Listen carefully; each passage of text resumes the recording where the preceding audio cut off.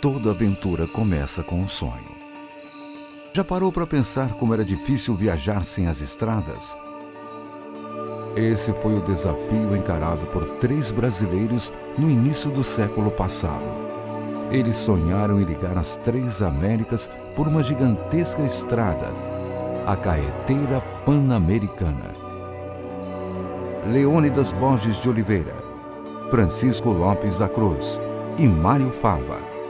A expedição embarcaria numa enorme aventura, uma viagem de carro a partir do Rio de Janeiro em direção a Nova York. Mário Fava, paulista de Bariri, sonhava em conhecer os Estados Unidos e tinha apenas 21 anos quando soube da expedição. O mecânico original havia desistido e ele não pensou 2 vezes antes de se oferecer. Nada mais seria como antes. Mário seria o responsável por cuidar dos 2 veículos da expedição: o carro Ford T, apelidado de Brasil, e a caminhonete de apoio também da marca Ford, chamada de São Paulo. Equipado com um motor de 4 cilindros com 20 cavalos de força, o Ford T tinha 2 marchas para frente e uma ré. Atingia até 75 km por hora. O modelo revolucionou a indústria da época. A aventura começou no dia 16 de abril de 1928. A expedição partiu do Rio de Janeiro rumo a Petrópolis para serem recebidos pelo presidente Washington Luiz. Já no trajeto, passando pelo Pantanal, uma onça ataca Mário Fava. Foi salvo por seu companheiro Francisco e pelos índios que viviam no local. As dificuldades continuaram.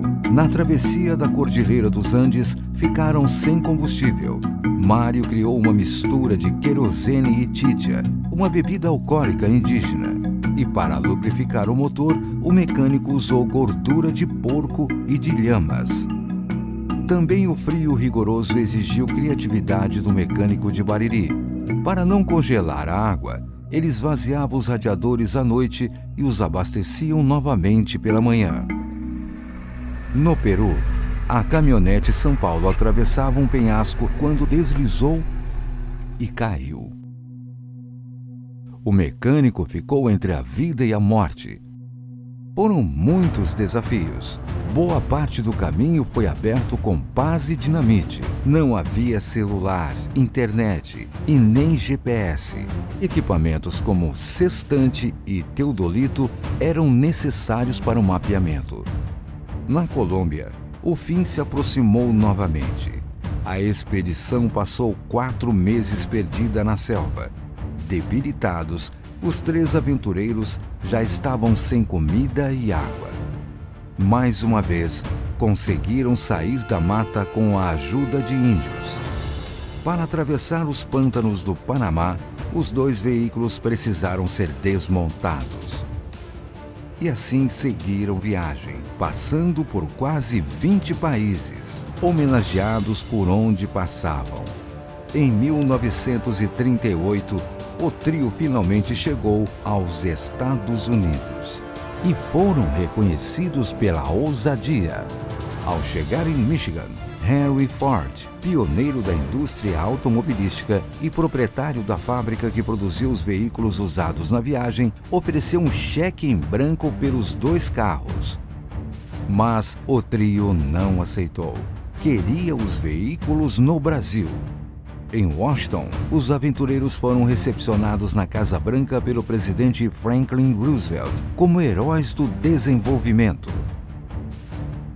Ao voltar depois de 10 anos de viagem, foram recebidos pelo novo presidente Getúlio Vargas.